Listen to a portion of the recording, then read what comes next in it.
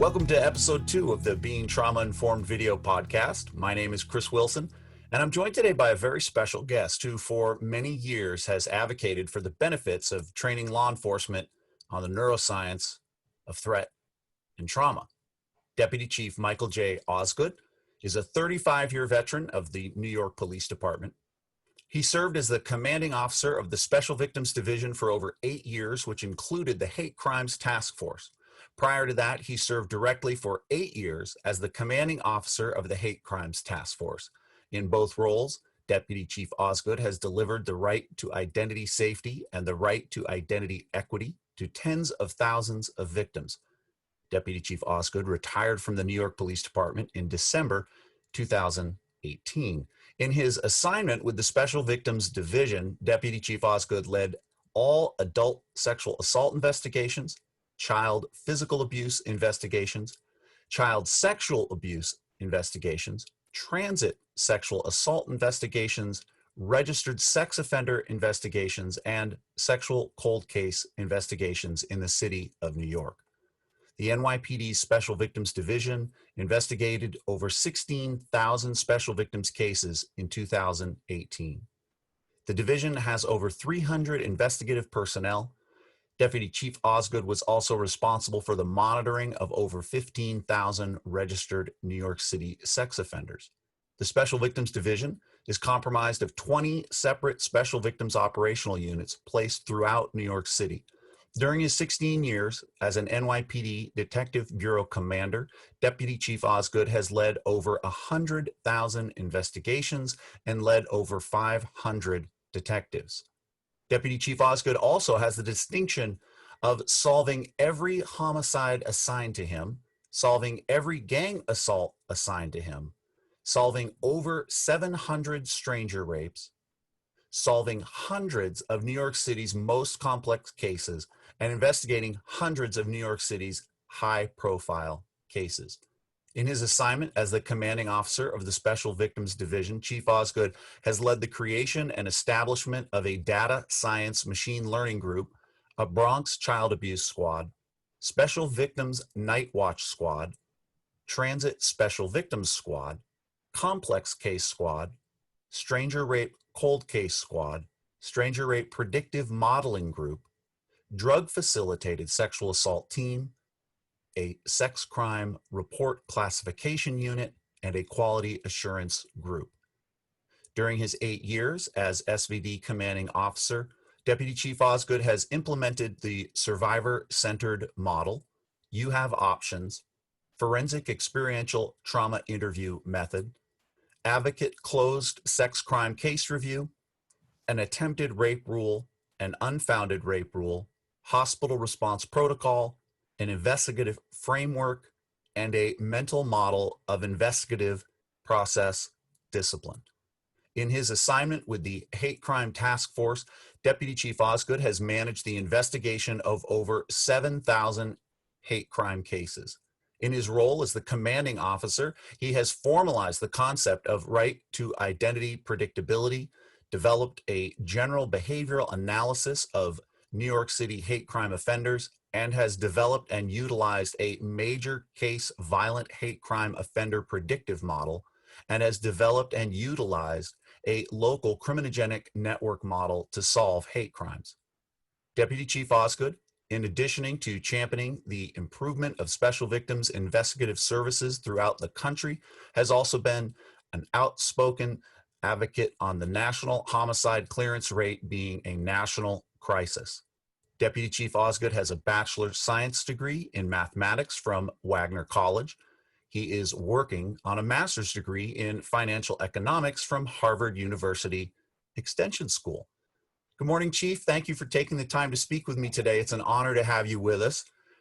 Why don't you start by telling folks how you found your way into seeing the importance of how trauma affects the brain for a law enforcement officer investigator? Hey, Chris, good to be here. Hope you're doing well. Yeah, it's a pretty interesting journey that has spanned over 25 years. About 25 years ago, I was a sergeant in the New York City Police Department. I was in charge of a large-scale system engineering project. It was a large-scale computer-based system somewhere about 60,000 function points. That's a unit of metrics to size online transactional systems. And so the system would have about 500 complex screens, and we became concerned that could the field police officer learn those screens, go and remember them, and go and interact with them with a small amount of errors. So what we did was I hired a cognitive psychologist who, for the next 2 years, I worked closely with developing the usability of the human-machine interface that the application was going to perform. And over those 2 years, I learned a lot about the human brain. I always had an interest in human cognition, and I had the firsthand experience of working with a cognitive psychologist who sat next to me, and I spent 2 years learning about the human brain. A couple of years later, when I was promoted to captain, I was assigned to a precinct, and this is about 2000 or so. And during that time, there was an increase of civilian complaints in New York City, police civilian complaints, and all the precincts were directed to lower their civilian complaints. And the pathway I chose was to teach emotional intelligence to my police officers. And what I saw in a majority of the civilian complaints was the police officer would be under stress. A police officer would then act emotionally. And there's a key aspect to emotional intelligence where a person can go into what they call emotional hijacking. And in essence, what I've learned and what I taught was that under great stress, and I taught this to my police officers, under great stress, that a group of biochemicals exit the limbic system, that's the inner brain, that's the primitive brain, and they surge out and they biochemically impair the prefrontal cortex. That's the thinking part of the brain. And I used to teach my police officers, do not go limbic. And a part of that was it would take 6 seconds for the surge of biochemicals to actually dissipate. So I used to teach them what's called a 6-second rule. And so I spent time learning about that, teaching it to my police officers. If I remember correctly, we reduced civilian complaints by about 50%. Sometime after that, I was assigned to the NYPD's Hate Crime Task Force, where over the next 8 years that I had hundreds of high trauma victims. So a person who's a victim of a hate crime, particularly a physical assault type hate crime, or an arson or some other violent felony, they exhibit a level of trauma very similar to a sexual assault victim. So I had hundreds of high trauma victims, and I started noticing a pattern in how they would render the facts to what occurred to them. And what I saw in some number of them, that I saw gaps in the information they were given to us. I saw renditions that were out of sequence. I saw they couldn't answer some basic questions because we were speaking to them cognitively: who, what, where, when, why. And at first you want to say, is this person credible? Is this person truthful? But it became clear to me, this is how human beings who have gone under great stress are able to record the event. I used to tell my detectives, listen, just take the essence of what they're saying, that this is how a victim perceives what has occurred to them. And it was clear to me that they were not recording the hate crime event that they were a victim of as if they had a video camera in their brain. It was almost the opposite. And so in doing hundreds of high trauma cases, it became clear to me that this was a common behavior of a high trauma victim, not known in neuroscience. Right. I didn't learn the neuroscience till I met you. And so after 8 years, I was assigned to the NYPD, put in charge of the NYPD Special Victims Division, where now we're doing thousands of high trauma cases. And it became very clear, very similar behavior and some number of the victims. Now, there's a distribution of like behavior. So 4 years into running the Special Victims Division, a rape crisis counselor who I know hands me a white paper written by an Army CID agent who spent 30 years investigating sexual assault. His name is Russell Strand. I have the white paper here. I don't know if you can see it. So it's about 5, 6 pages long. So I get it. And so I was told, Chief, why don't you read this, see if it makes sense to you. And it's about trauma-informed questioning, and it's about a brain on trauma. And so I read Russell's paper. I get through the first paragraph. I said, this guy's correct. This comports to what I've learned sitting next to a cognitive psychologist for 2 years. This comports to what I know about emotional intelligence and emotional hijacking and the limbic system impairing the prefrontal cortex. This comports to the hundreds and then thousands of high trauma victims I was interacting with. I said, he's correct. And so at that time, so what I did was I went up to the chain of command. I was able to convince Police Commissioner William Bratton at the time that there is this trauma-informed questioning training program out in the West Coast, out in Portland, that I'd like to take myself and a very experienced special victim division sergeant. And I believe it's correct. I agree with it, but I have to see if it's learnable. Yeah. Can we take this technique, this conversation with the primitive brain technique, this experiential type question technique, and can we teach it to 200, 250 NYPD special victim detectives? So we flew out to Portland, where you were teaching the class and others, and Russ was teaching the class and others. And we sat through the 7 days of training, and it was clear to me, you were correct. It was clear to me, it was highly learnable. It was clear to me that we could teach it. And it was clear to me, this is the part that was missing, particularly your lecture and your teaching on the neuroscience of the brain on trauma. And it all made sense. So I went back to the NYPD, went up to the chain of command, got to Commissioner Bratton. He agreed with us. They allocated a big block of money. And we spent the next 2 years training about 250 NYPD special victims detectives, supervisors, investigators on the technique. And we also spent time training homicide detectives, training human trafficking detectives, training domestic violence police officers. And so what's the most important part of the training that you were part of when you came to the NYPD was I had some difficult detectives who are not good at interviewing victims. And several of them, after they went through the 7 days of training, and of course I was preaching it, I know I was pushing it, and I was trying to explain it to the people underneath me, that several of these grisly detectives came to me and said, Chief, I've been doing it all wrong. I've been doing it all wrong for the last 10, 15 years. And I said, I know, I think we all were. And so particularly when they learned about the neurobiology of trauma and the neurobiology of the brain. Yeah.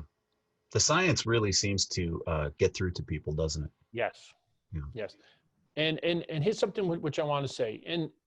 In past times when I delivered very sophisticated training to detectives, and 16 years as a detective commander in NYPD, there were several times where I delivered very sophisticated training.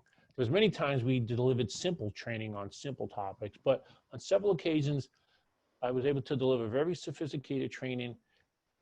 All the detectives who sat through that sophisticated training embraced it. It improved them. They felt respected that such a complex topic was being taught to them. They were smart. They were motivated.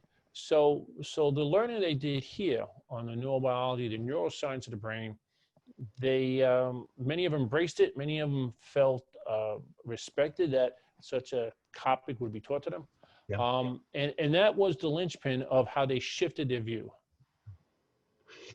So I think what you're getting at here is that when a detective has been working for some years and has maybe a case or two that stumped him or her, they learn about the science and they say, oh my gosh, that case suddenly makes sense. It really has an impact. And I thought it might be fun for you to tell folks about one of our first interactions back at that training in Portland, Oregon, because I'll never forget it. You came up to me on a break and said, have I got a case for you? And basically, if I'm remembering correctly, shared the case as a way of saying, boy, we had this case a couple years ago. I didn't really understand the why behind it, but boy, this science has helped me shed light. Would you mind sharing that case, telling folks a little bit about that case?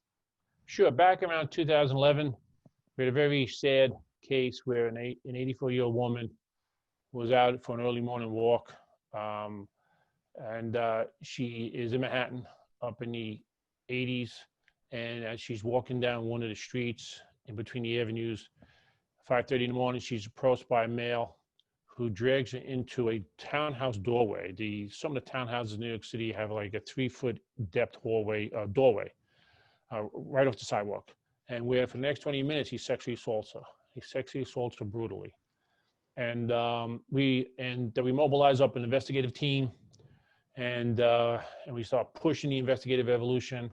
And 4 or 5 days later, we able to get a pedigree identification on the person of interest. We tracked him out to a location far in Brooklyn.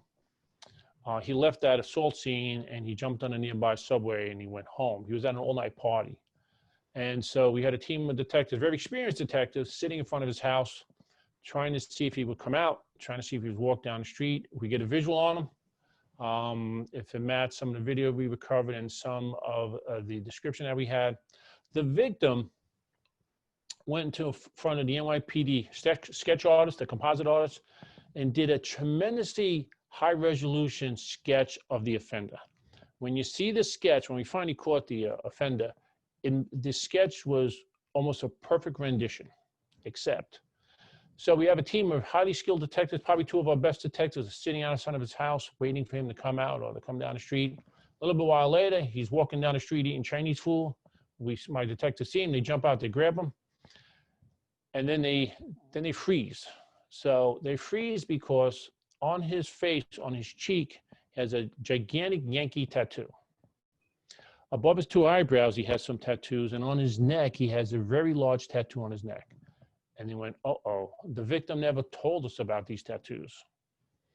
And so now doing thousands of cases, I'm not concerned about that. I've seen that many times. So they jump out, they detain him. They now call me up and they say, hey, Chief, that we got a problem.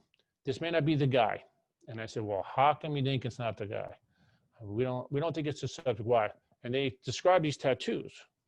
I go, so I asked a series of questions. Does he fit the other part of the description? Yes. Does it look like he has the clothes on that he had on that day? Yes. Bring him in. But Chief, bring him in. But Chief, bring him in. That he's the guy. And so they bring him in. Now I have to call down to 1PP. I have to call down to headquarters and I have to describe. And 1PP is, he may not be the guy. Mike, you don't have probable cause. I got probable cause. And so we bring him in, and not knowing at the time what central details are, what peripheral details are, what's central to the survival of the victim, what's not central to the survival of the victim, what fear circuitry does in changing one's attention from top down to bottom up. And so we bring him in, we question him, he makes some admissions, we put him in a lineup that the victim points him out. And the key part is he actually left some DNA at the assault scene. His DNA matched the DNA at the assault scene. He's doing 20 years in jail now. Yeah, there was no question he was the guy. He was the guy. He was the guy. Now, for myself doing thousands of cases, I've seen this before. That does not preclude that he's not the bad guy. And but the detectives being cautious, being good detectives, they were like, I think we have a problem. And he's the guy. He was the guy. And besides his admissions, besides the pointing out in the lineup, and more importantly, besides the DNA match, he's the guy. But so during the class, you were covering top-down attention, bottom-up attention, fear circuitry, that the limbic system biochemically impairing the prefrontal cortex. And I came up to you. I said, "Hey, Chris, Mike Osgood, NYPD. I got a case for you." And I tell you that story, and you immediately said, "Yeah, that's peripheral details." Yep. And so that's one of many cases that I came across over the years that validates the neurobiology and signifies the complexity of a brain on trauma Yeah. and the complexity of sexual assault victims. Now you've already talked a little bit about the fact that you brought myself and Russ Strand and the folks who were doing FETI at the time in to train all of your SVD detectives as well as a number of other detectives. And I was curious if you could talk a little bit about some of the cases where you saw the differences between a traditional interview and a trauma-informed interview, and what were the benefits of that trauma-informed process in the context of a specific case? In the Bronx, there was a mass shooting inside Bronx Lebanon Hospital. Yeah. And so obviously that's not a special victims case, but the local homicide squad was directed to respond to help out the local precinct squad. And one of the homicide detectives just went through trauma-informed questioning training, or just went to the 7-day course, learned about the neurobiology science, embraced it, says, hey, this works, this makes sense to me. And he was given a witness who was on one of the floors, and he now brings that witness several floors down to a quiet room where he now interviews the witness who was on the floor and was there when the shooting was going on. And he begins, and he instinctively, he started doing cognitive question, who, what, where, and why. And he reports to me later on that the person couldn't tell me anything. I knew the person was there. I knew the person saw the shooting. I knew the person was there, and they couldn't tell me anything. And then he said, wait a minute. This is a traumatized victim. This is a traumatized witness. Let me speak to him experientially. Let me have a conversation with his inner brain. And lo and behold, a whole bunch of information came out, including for the detective saw several containers of Tropicana orange juice, empty containers on the floor.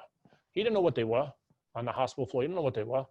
But experientially, when he's now speaking to the traumatized witness, and now a whole bunch of information is coming out, that the witness says, basically communicates the offender had gasoline in those Tropicana bottles, and that's how he put the place on fire. So here's an example of a non-sexual assault, but a traumatized victim witness, where a very skilled homicide detective realized in midstream, wait a minute, this ain't working. I know why. He shifts gears, starts interviewing them experientially, and lo and behold, gets a large amount of information that actually helps out the case. There were many benefits. That the benefits, covered various different areas. So there are two aspects to a sexual assault case you're trying to go and deliver on. One is you're looking to bring closure and justice to the victim. And the way you do that is you have to acquisition the greatest amount of information possible about the event to determine if there was a crime. And if there was a crime, can you get to a pedigree identification? Can you get to a criminal identification? Can you build probable cause? Can you build beyond a reasonable doubt? So, and that's all based on the acquisition of information. And so the first aspect, the two aspects you're trying to solve is gaining the most information that you can through the investigative process. The second aspect is if you're able to solve it, and what you're trying to do is you're trying to interdict the behavior, the criminal behavior. But you're not just interdicting the criminal behavior for that one victim, that, as we know, that sexual assault is highly underreported to the police. So victimization surveys done by various groups say it's about 20% of sexual assaults are reported to the police. My experience doing 90,000 cases and being in all 53 New York City emergency rooms and being at 1,000 sexual assault crime scenes and interacting with hundreds of thousands of victims, I believe it's even lower. I believe the police reporting rate of sexual victims hovers around 10%. In any event, it's low.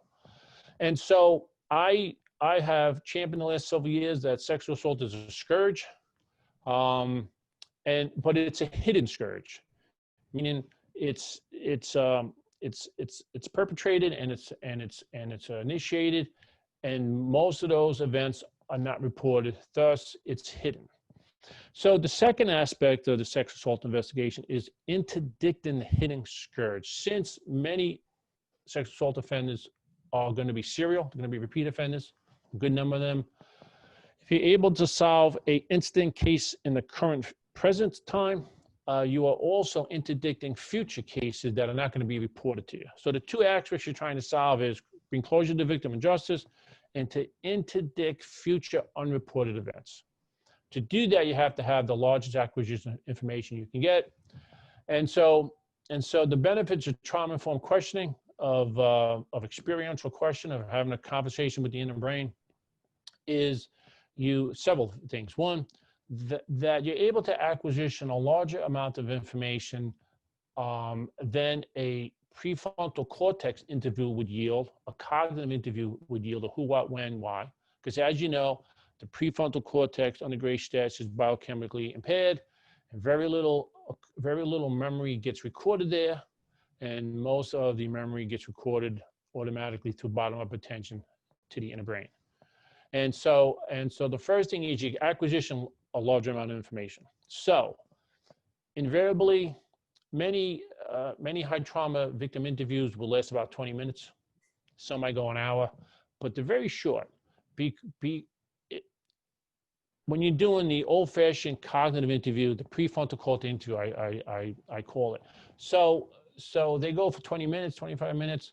They're short because there's nothing in the prefrontal cortex that the victim can retrieve. But once you start doing the trauma-informed experiential questioning, those interviews would go an hour, 2 hours. We even had one that went 6 hours. Yeah. So and so you get a larger amount of information. The second benefit is the victim is able to emote. The victim is able to feel satisfied. The victim is able to feel that the police listen to them. One of the complaints we would get when we did cognitive interviews, because we thought we were doing the right thing, who, what, when, and why, is victims would feel frustrated. They couldn't tell what happened to them. Right. Some believed, now when we asked them who, what, why, when question, there was nothing in the prefrontal cortex to retrieve. And so they started believing if we believed them. And a very common behavior that I saw was the victim would say, "You don't believe me," and they would storm out. Right. No, we didn't say we didn't believe you. What color jacket did the offender have? Which direction did he flee? And so some number of victims during prefrontal cortex questioning would get frustrated and would stop the process and leave. So the second benefit is a higher percentage of victims will stay within the process because they're able to emote, they're able to feel that they're being listened to. Yeah. So you get a large amount of information that the victim is able to feel satisfied, that they're being believed, that the police are listening, and you have more participation by victims because they don't get frustrated and that they walk away. The other key aspect is if you are lying, and that means you have no recorded memory inside your limbic system, inside the inner brain. So it's difficult to emote. It's difficult to lie experientially. You can lie prefrontal cortex-wise. You can lie cognitively. So we had several cases where we were applying the experiential questions and there was nothing coming out of the victim because the victim did not undergo a traumatic event. And so when we're speaking to the limbic system, when we're speaking to the primitive brain, nothing was coming out. And eventually the victim would say, "Yeah, sorry, detective, nothing happened to me." So there's vast benefits, but the key one is the acquisition, the largest amount of information you can get, and you're able to increase the probability of solving the case, bring in closure, and interdicting the hidden scourge. Yeah. So bottom line is you're getting more data and you're giving victims a better experience interacting with law enforcement, which you didn't say this directly, but I would assume that means that they are going to talk about that experience and make it more likely that folks will be willing to come forward, given that victims are saying we're having more positive experiences with law enforcement.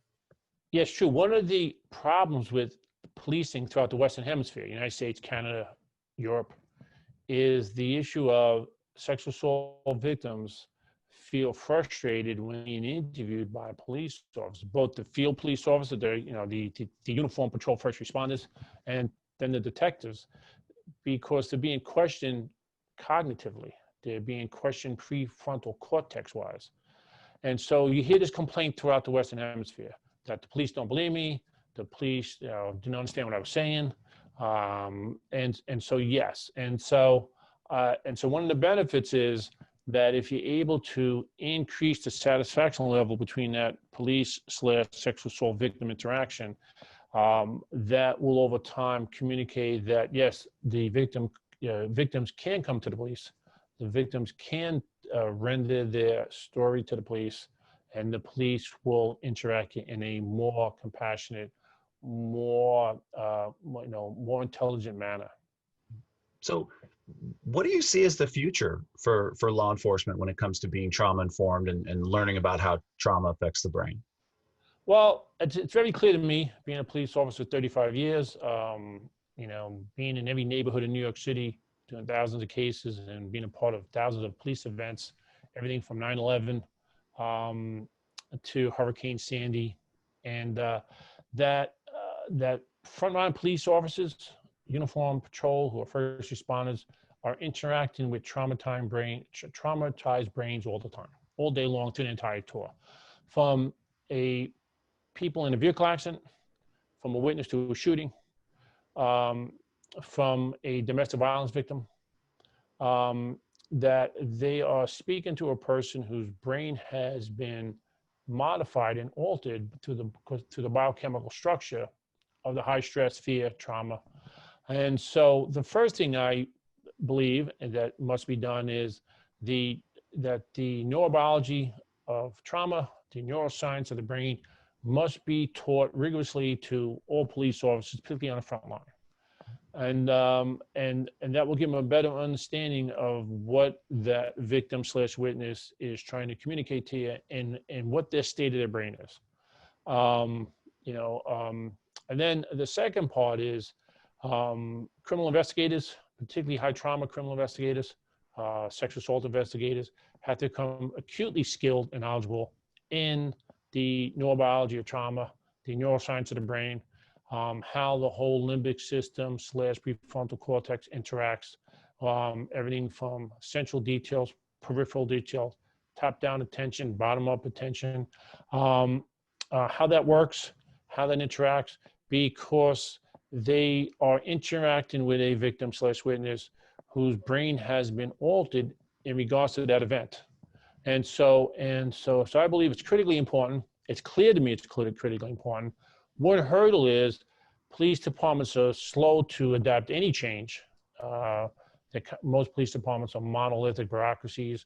And so it might fall upon the local legislators to mandate through legislation that their local police must be rigorously knowledgeable and trained in the neurobiology, neuroscience of trauma.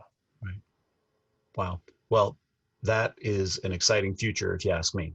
I know you and I have had many conversations over the years about various cases, and they span way beyond just sexual assault, like you said, domestic violence, witness to murder, etc. So that sounds like a good future to me.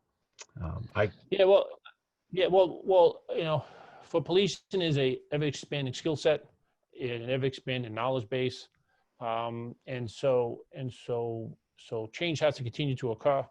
And in this particular area, it's a body of knowledge that needs to be transferred and impacted and acquisition by police officers. and as you said, it's not too much information and it's not too complex. I think that's a really Wow. important. I think there's this myth that cops somehow can't understand the science, and I really appreciate you pointing out that that is just not the case. It's not the case. Every time that I did advanced, sophisticated training for people under my command, they embraced it. Yep. And they embraced it, and you can see they were excited by it. Yep.